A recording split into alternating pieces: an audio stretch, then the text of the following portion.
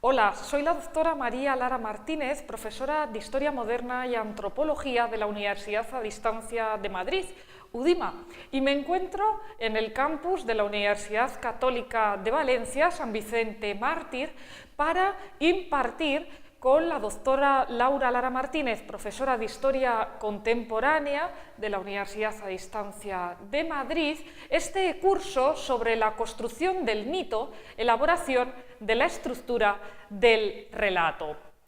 Jugando a hacedor del tiempo, como sastre que cose a tramos la infinita sábana de la historia, el ciudadano del tercer milenio se pregunta hacia dónde se dirigen sus pasos, si hay meta y, en tal caso, cómo procurar acercarse a ese remanso de paz que es el más allá cuando le toque el turno. Bajo una noche de estrellas, en esa hipnosis del aspirante a demiurgo, en un palacio de la memoria, allá por el siglo XIX, el príncipe Andrei y la condesa Natacha perpetúan el pulso de la sociedad rusa, tornada entonces en superpotencia. No ser visionario también tiene su beneficio, ajenos al temor de que en el transcurso de unas décadas la revolución bolchevique podría apagar las luces de los candelabros. Los violines de Doctor Zhivago suenan en un vals cosaco que trae acordes de la máquina estampadora. Y en ese marco del imperialismo, donde las islas británicas gobiernan hasta la India, con la industrialización de por medio, las culturas van perdiendo su brillo natural en el sentido autóctono. Los niños en ese siglo XIX siguen siendo en muchos puntos del planeta esclavizados por la fábrica y los espíritus son reducidos a carcasas al servicio del capital en esa sociedad cada vez más relacionada con la maquinaria. Y ante la opresión, en ese siglo XIX, solo queda plantar cara al hacinamiento mediante la resistencia. En ese siglo de aventura que, como decimos, representa la centuria decimonónica, en una hacienda de Georgia en Estados Unidos, las muchachas despiden a los pretendientes que marchan a la guerra y los esclavos sienten el apego por la plantación. Arde Atlanta, como en la película, pero los unionistas acaban haciendo valer los derechos de los siervos, aunque tras ese corte de la guadaña por el hambre, por la guerra y por la muerte, nunca serán iguales ni los 7 robles ni Tara. En Berlín, mientras tanto, allá por 1885, las potencias se reparten África como si se tratara de una tarta, y en plena Primera Guerra Mundial, ya en el siglo XX, Lawrence de Arabia alcanza en el desierto la liberación de su alma, ganándose ese apellido de Arabia. También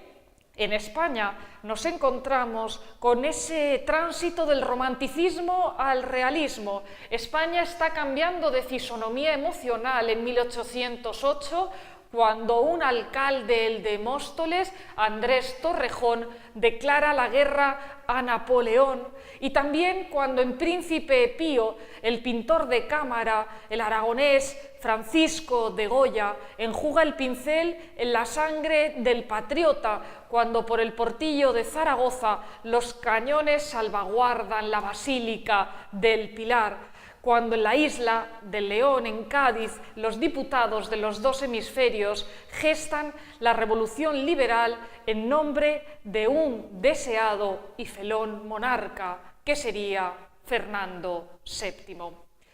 Y en este curso sobre la construcción del relato histórico, vamos a traer también la doctora Laura Lara y yo al presente experiencias vivenciales a raíz de nuestras investigaciones y de nuestro proceso de creación histórica y literaria a partir de los libros. En ateneos, bibliotecas y foros donde nos invitan a hablar sobre nuestros libros, la profesora Laura Lara y yo solemos comentar que el oficio de escritor de novela histórica es uno de los que más fases conoce, presenta una variedad de registros y de etapas que va desde la consulta en los archivos y bibliotecas, de esa documentación exhaustiva, de los contextos, de los entornos y los personajes, pero también esa fase del escritor de historia lleva a dejar volar la imaginación, como hacíamos hace unos instantes, como si de un relato se tratara cuando en realidad estamos narrando la historia de nuestro mundo. Y todo porque para escribir hay que iniciar un viaje, un periplo apasionante en el espacio y en el tiempo, de la mano de esos seres de papel o de tinta que antes realmente existieron, que fueron como nosotros, de carne y hueso, o que anclan su trayectoria a un mundo verídico, donde, ¿por qué no?, pudieron vivir esos hombres o mujeres, esos adultos o esos niños con otro nombre o con la misma semblanza que lucen ahora en la novela histórica. Cuando Clio, la musa de la historia, se hizo ciencia, no se dio cuenta del debate historiográfico que iba a generar ese concepto de historia.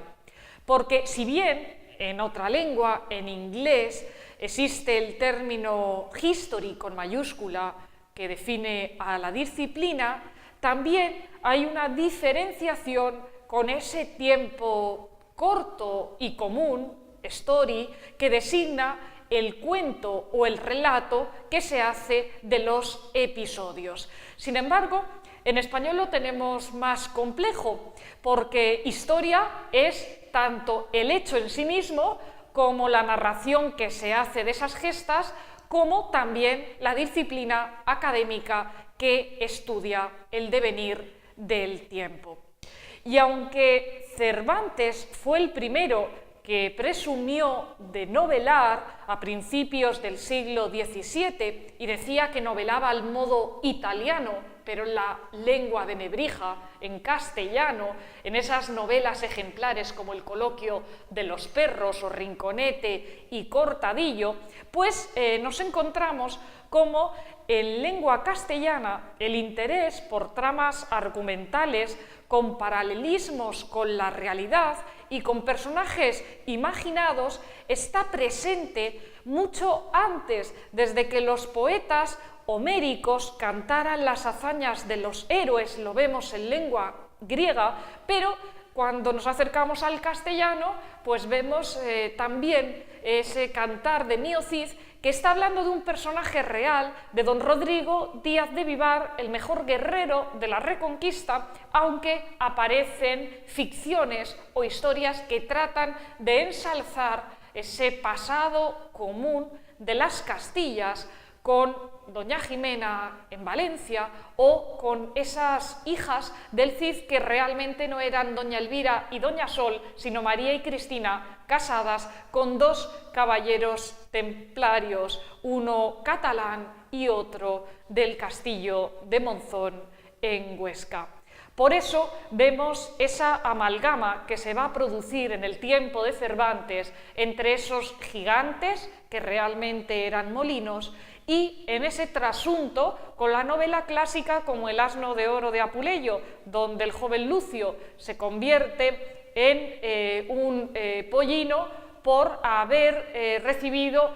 un filtro amoroso a través de una rosa. Lo mismo le va a ocurrir al licenciado Vidriera en la novela de Cervantes a través del membrillo, que le ofrece también como hechizo amoroso una morisca, y por eso Tomás Rueda o Rodaja piensa que en vez de ser un soldado de los tercios es un hombre de cristal que tiene que caminar con mucho cuidado para no romperse. La experiencia más constante en el proceso literario es la máscara que el escritor empieza a sentir que cubre su rostro cuando lleva unos cuantos meses componiendo la obra. Sí, una máscara como la de Agamenón que vemos dentro de este contexto de oro y micénico. Los personajes se convierten en el maestro del escritor y el escritor se convierte en su aprendiz, aunque parezca paradójico, y en ese marco, como tal discípulo, el novelista, el autor, ha de hacer las maletas una y mil veces para seguir las huellas de esos seres de tinta en la biblioteca de Alejandría, en la Roma imperial, en las orillas atlánticas, en ambas, tanto la de la península ibérica como la americana, y, por ejemplo, con la Inquisición pisando los talones a la vidente si la protagonista se da la casualidad de que vive en el siglo de oro y es bruja.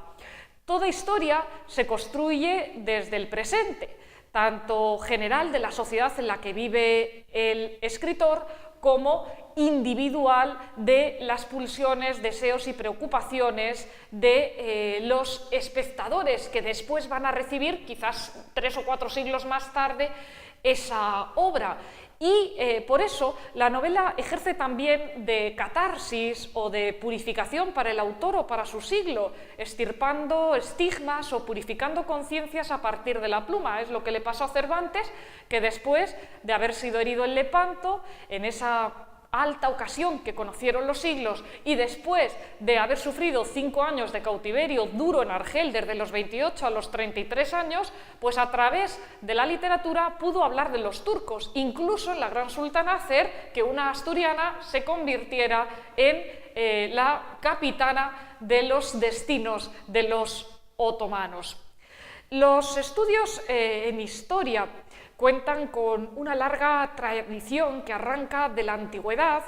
como el contenido de la propia disciplina, y realmente la historia nos puede servir como faro, como luz para guiar nuestros pasos, para aprender de los errores del pasado y también para tomar nota de los aciertos. Lo que pasa es que el ser humano generalmente tiende a hacer poco caso a lo que ha ocurrido en la historia para guiar sus conductas diarias y vivenciales.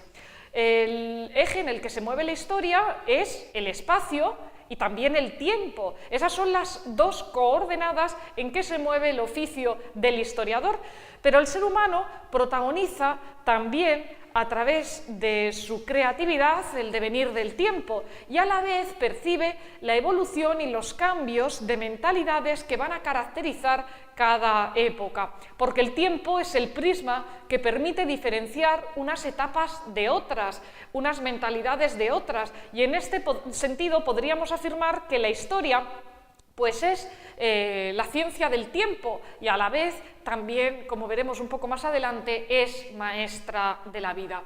Como ciencia del tiempo, la historia tiene una especialidad que es la cronología. Hace unos siglos, especialmente en el Renacimiento y en el Barroco, se prestaba mucha atención a esas fechas. Hoy, al estudiar historia, pues los profesores recomendamos a los alumnos que la historia no solamente es una suma de datos, de fechas y nombres, hay que hacer una reflexión y sobre todo comprender y entender con las palabras propias lo que es cada tiempo histórico. Pero ni que decir tiene que hay que conocer cuáles son las principales edades y los principales hitos de cada periodo histórico. Por eso, junto con la cronología, el resto de ciencias auxiliares de la historia, como la paleografía, la numismática, la diplomática, la epigrafía, cooperan en el taller del historiador para que el análisis de los hechos y la interpretación de sus significados sean lo más completos posibles. También cooperan en el proceso de búsqueda de la verdad otras ciencias humanas y sociales como la antropología, la economía, la sociología y, en definitiva, pues el individuo, como siente una necesidad de reflexionar sobre su pasado y de conocer lo acontecido por un instinto lógico, sustancial en la naturaleza humana y además también por un afán metafísico, el saber de dónde venimos, pues por eso es por lo que todas las personas sienten inquietud por el pasado, por el presente y por guiar con certeza sobre piedra esos pasos hacia el futuro. Como decíamos, desde el punto de vista conceptual, la historia es un término que es sumamente complejo porque designa los hechos realizados por los seres humanos, pero también la narración de los acontecimientos que desarrolla otra persona, el historiador, que se encuentra en un marco contemporáneo o en un ámbito circunstancial posterior. Y sobre el sentido narrativo de la historia, sobre esa frase de Cicerón, de la historia Magistra Vitae, que luego recuperara San Isidoro de Sevilla, cumbre de la intelectualidad visigoda, historia maestra de la vida y también historia maestra para la vida, pues podemos recordar como ya en el siglo XX el filósofo Ortega y Gasset decía que la historia desde el mundo griego era entendida fundamentalmente como narración. Antes, Hegel, en el tránsito de la filosofía moderna a la filosofía contemporánea, había expuesto que este vocablo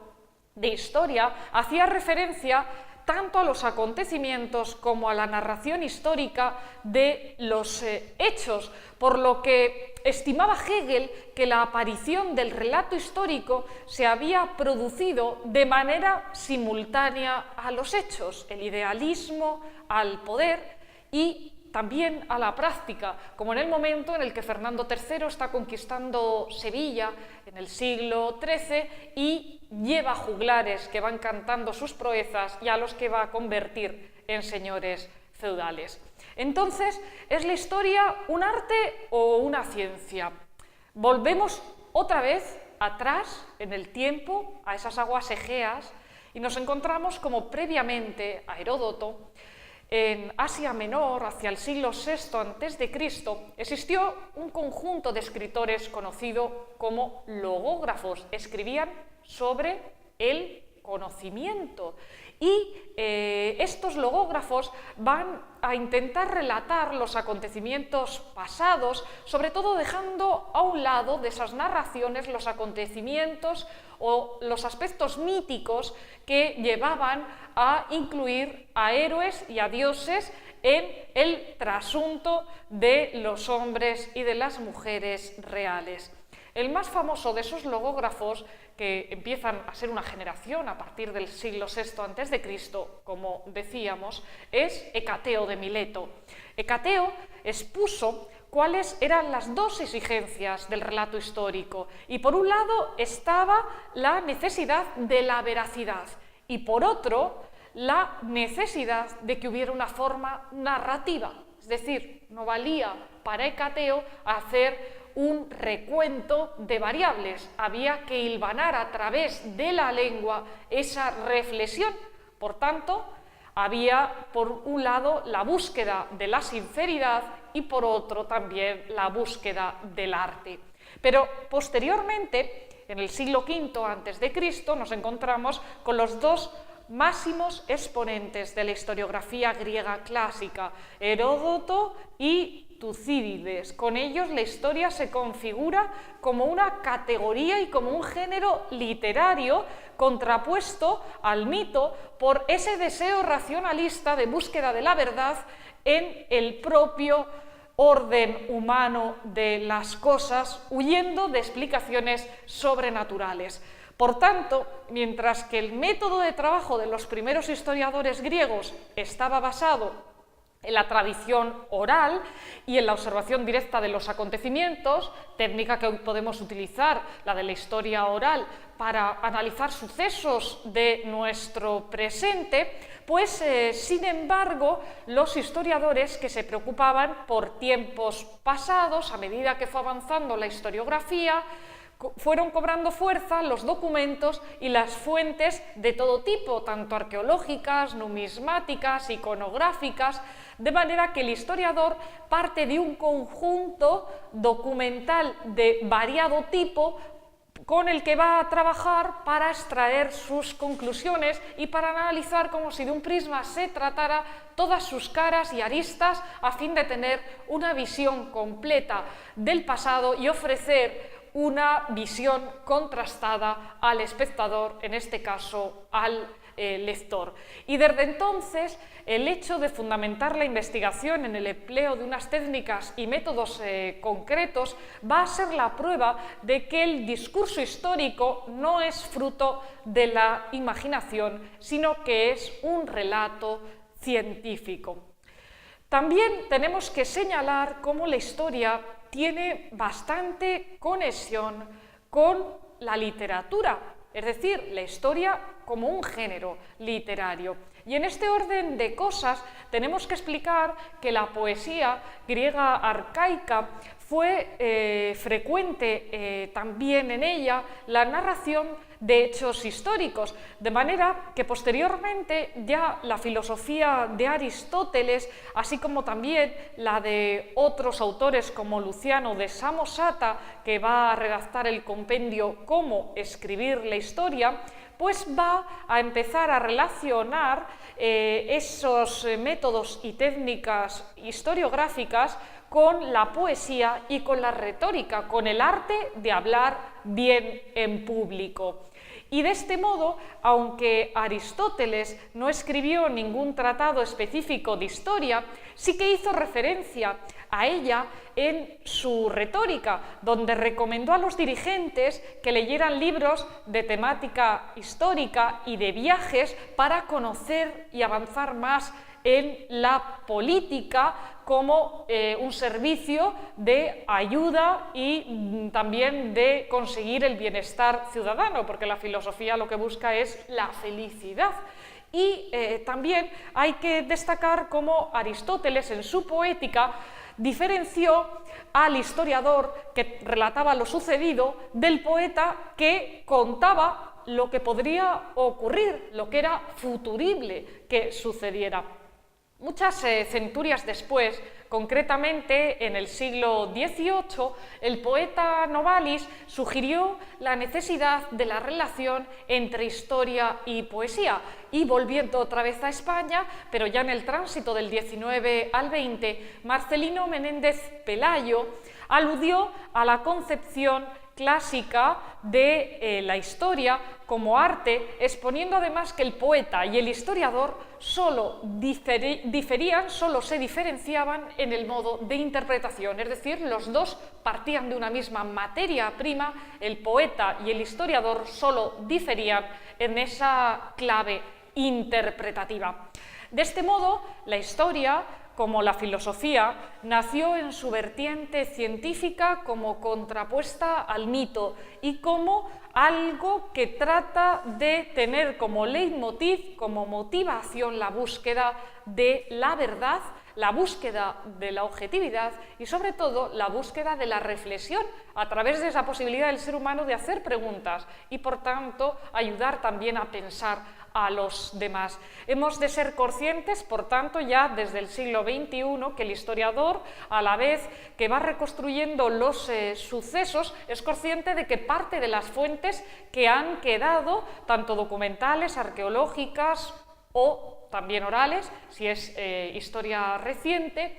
en un tiempo de creación concreto, porque ha habido guerras, ha habido desidia, la conservación del patrimonio y eso hace que el porcentaje de fuentes que tiene el historiador en su taller no sea ni mucho menos el conjunto total de lo que hubo en su momento como patrimonio a estudiar para interpretar una época. Por tanto, hay que destacar cómo,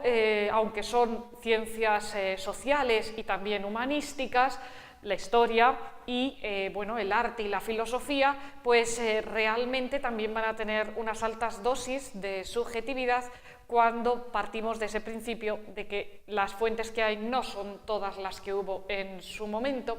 y que la leyenda también forma parte de esa narración de la historia, porque a la vez que contamos los hechos estamos también creando nuevos mitos, aunque sea en el presente, en la era globalizada, mitos como el de la secularización o el de la sociedad de consumo. Y sin la presencia estimulante del mito, recapacitemos en qué habría desembocado la historiografía de no haber tenido esa presencia de píldoras fundamentales imaginadas por los antiguos griegos y luego retomadas por la psicología, como esos mitos de Sísifo, de Penélope, de Ceres, de Electra, de Edipo o de Ulises. Y también podemos meditar en qué camino habría adoptado la literatura castellana sin episodios ideados por la mentalidad de los juglares, como la Jura de Santa Gadea, donde el Cid ejerce de portavoz de la conciencia popular, de la conciencia social ante el rey Alfonso VI. En tercer lugar, también podemos reflexionar sobre esa vigencia del mito, en qué motivación extrínseca, aparte de la evangelización, habría levantado el ánimo de los conquistadores si no se hubiera escuchado el eco de ciertos mitos, como el de las Amazonas, el de las 7 ciudades de Cibola, el del Dorado o el del país de la canela. Uno de los principales cometidos de la historia es el análisis del pasado a fin de lograr una mejor comprensión del momento presente, y esta tendencia de la que vamos hablando en este curso y que salta el papel aleccionador de la historia puede resumirse en ese concepto de la historia como magistra vitae, maestra de la vida, como decíamos, y también como fuente de enseñanza para los hombres de todos los tiempos, como decía, ya lo comentábamos, San Isidoro de Sevilla en el tránsito del siglo VI al VII, o como diría también en esa bisagra del siglo XVIII al XIX Lord Byron, que anunciaba que el mejor profeta del futuro es el pasado. En definitiva, la historia es una combinación de arte y de ciencia. La investigación histórica y, por tanto, el trabajo del historiador debe ser riguroso para llegar a unas conclusiones válidas, pero también se debe utilizar una metodología seria, igual que el médico o el biólogo en el resto de ciencias. Tampoco podemos olvidar que el historiador reflexiona sobre el ser humano mismo y sus acciones, y como la historia es protagonizada por los hombres y mujeres, al abordar el estudio de un tema, su ideología, sus circunstancias acompañan ese marco interpretativo, y de ahí la dificultad de la objetividad de la historia, que sin embargo es un objetivo que todos los historiadores debemos procurar.